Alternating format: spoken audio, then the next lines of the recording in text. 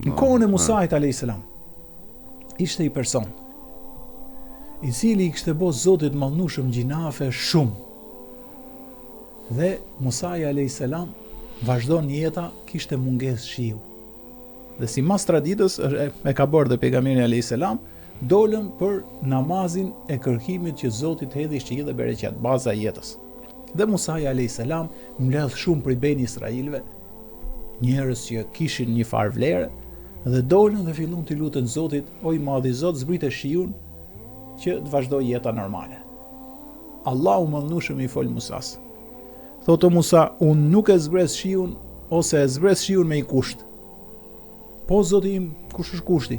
Tha, midis njerëzve që janë me ty duke më kërkuar mua që unë t'ju zbres bazën e jetës shiun, është një person që ka 20 vjetë që vazhdon të njëjtin gjinaf, e bon shpesh, edhe unë jam i hidhur me atë.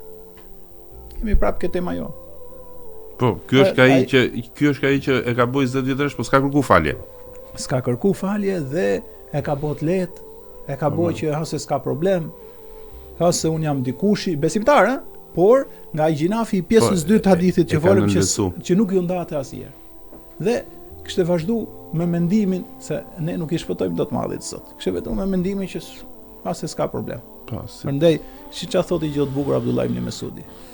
Thot, besimtari mirë, shumë e bukur kjo. Besimtari mirë e shef gjinafin si një kodër dhe është poshtë saj se mos po i bjen. Kurse thot ai që e ka marrë për sy fajsi, e shikon si vjen një insekt afër hundës tij dhe vetëm e largon. Ky ishte ke këto dytët. Kishte menduar që se s'është asgjë, jo nuk është kështu. Duhet me pas kujdes më të madhin Zot. Jetojmë pronën e Zotit na fal. Por këto kujdese do të jemi ndërgjegjshëm për atë mëkat që bëjmë. Dhe Musai mbeti, i tha o Zot, po që ta gjejmë, më thuj disa shenja. Dhe Zoti i tha 1, 2, 3, i tregoi për disa shenja dhe Musai foli para ben Israilëve. Tha, vëllezërit e mi, nuk ka bereqet nga i madhi Zot, në qoftë se njëri prej nesh që ka bërë 1, 2, 3, edhe i shpjegoi ca shenja që ai që e kishte bëu e kuptonte. Duhet largohet. Tani çai binten me gjithë atyre njerëzve, tu zgjojë, tu çojë. Jo, as mos e ngre dorën. Tikte, dilte nga rjeshti. Zot na fal. Turprimi që ndonjë. Ora, qofse e donte atë gjë. Pra, frika pastaj, frika tjetër që Musai folte me të madhin Zot. Frika se mos po ja thot dhe me emër. Pra, është ajo që e gjen njeriu dhe sot e kësaj dite do vazhdoj kjo që vjen një kohë që mund të turprohesh për gjinafet që ke bë. Do dalim ke ajet, po vetëm të lutem mos më harro. Më vonë një ajet që është ndoshta ajeti më shpresdhënës i Kuranit famlart. Aliu radiallahu anhu e ka dashur shumë. Dhe ky person e kuptoi që është ky. Në bazë të evidencave që dha Musai alayhis salam, ky e kuptoi që është ky dhe nuk u çu vllai i dashur. Nuk doli nga rjeshti. Po uli kokën, i rodhën lot, edhe filloi t'i pendohet madhit Zot me sinqeritet madh. Aty e ndjeu atë që thot Abdullah ibn Mesudi, si kur është i mal dhe ti ke frikë se do të bi, kështu e shifte, kështu duhet ta shohësh gjinavin. Nuk duhet ta shohësh gjinavin, se s'ka problem, se Zoti fal shumë, se s'ka problem Zoti. Nuk duhet me dhon mend gjëra që Zoti ka përcaktuar ato, i ka sqaruar. Kjo është gjë se cilën ne duhet ta ndjejmë në thellësinë e shpirtit ton. Duhet me pas kujdes se Zoti ka krijuar, i ka dhënë gjithat mirat, tokën ta ka bërë si djep të jetosh sa më mirë, ushqimet dhe pijet janë të pafundme për 8 miliard njerëz, dhe lutem mos t'i japim mend ne Zotit edhe vetes tonë me arsye tuaj. Jo, duhet me qenë të kujdesshëm. Tjetrit s'duhet me apo të keqen. Në familje duhet me qenë mirë. Si shqiptar duhet me shkëlqy. Mos t'i japim me se s'ka problem hudhja shqiptare, për shembull, po të them që mos leco në atë që ty duket si e lehtë. Dhe ky person uli kokën, i rrjedhin lotët, e filloi të pendohet, i madhi Zot mos më turproj, i madhi Zot më fal, i madhi Zot më nxjerr nga ky siklet. Nuk do ta bëj më. Nuk i kthehem më, po. Normal, se kështu themi të gjithë. Po, nuk i kthehem më. Super. Dhe në çast, duke prit që dikush të çohet në këmbë dhe dalin nga rjeshti i turpnum, zbriti shiu. Allah. Dhe Musai ishte njeriu më i çuditur.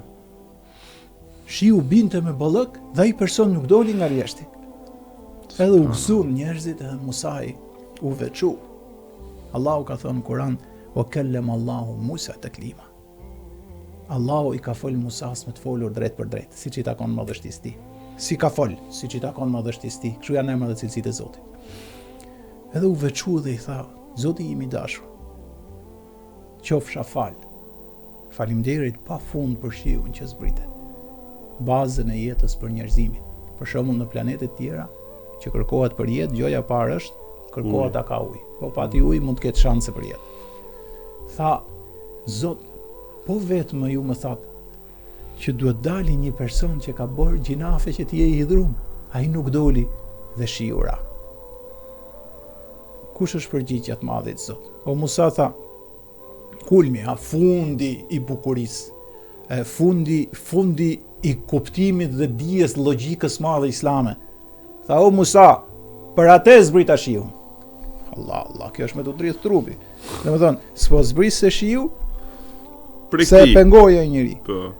Tani Allahu I thot, o Musa, unë zbrita shiun për atë. Dhe Musa la ilaha illallah. Tha, si o Zot, tha, njeriu im u pendua. Ai ktheu. Ai ishte I sinqert. Ai derdhi lot të ngrohtë nga sytë e tij me turp ndaj meje. Dhe unë nuk e turprova atë, po për atë pendim të fortë që bëri, shiun e keni bereqetin për atij.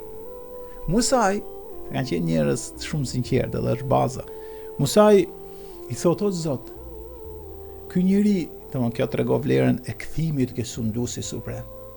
Asnjë njeri nuk është si thamë, dhe I qenë njerëz shëvraj dhe e pranoi Zoti, jo. Prandaj kjo është shpresë për gjithë ato vëllezër dhe motra që na dëgjojnë, shpresë për ne që po flasim dhe gjithë ato që na dëgjojnë, se gjithë vëlla mund të kenë bërë gjinafe në një kohë saktuar të mëdha, se s'kan qenë gjithë imam si puna ime 16 vjeç. E kupton çfarë bëhet? Se unë po flas, kam qenë 20 e ca vjeç, kam qenë imam në xhami dhe kjo më ka rujt, por ka njerëz që kanë hyrë gjinafe të mëdha. Ka njerëz dhe bile Zoti kërkoja vëllezër dhe motrat që na ndjekin që ta shpërndajnë. Ju lutem shumë në Instagram, bëni share edhe në Facebook që ta dëgjojnë këtë, se mund ta dëgjojë një që ka bërë shumë mëkate dhe mendon se është katru. Po. Ju lutem shpërndajeni në Instagram, edhe në Facebook edhe në TikTok. Valla Musai tha, ky njeri tani u bë me famë. Zoti gjithësisë ka fal, e ka bërë 0 gjinafe që ka bërë gjithjetën, tani po zbret dhe shiun. Tha, o I madhi Zot, ma trego kush ishte ky. Musai me sinqeritet. Përgjigja ekzemplare e Zotit gjithësisë I qofshim atij fal, gjithë fuqishmit, gjithë pushtetshmit, të përjetshmit. Tha, o Musa, unë kam ndalu që besimtarët t'i nxjerrin fshetat e besimtarëve kur kanë bërë gabime. Ti më kërkon mua, Zotit gjithësisë, të tregoj kush ishte ai që kishte bërë gjinave. Unë ja kam fal. E fsheha për 20 vjet. Unë e fsheha për 20 vjet. Subhanallah. Dhe tani e kam mbuluar se për atij e zbritashin, ti më thu kush është, nuk ta them, se asnjë mos ta di se kush ishte, se unë ja kam nxerruar atij ato gjinafe që I ka bërë. Dhe elhamdulillah, edhe sot e kësaj dite dihet historia, po s'dihet kush është personi.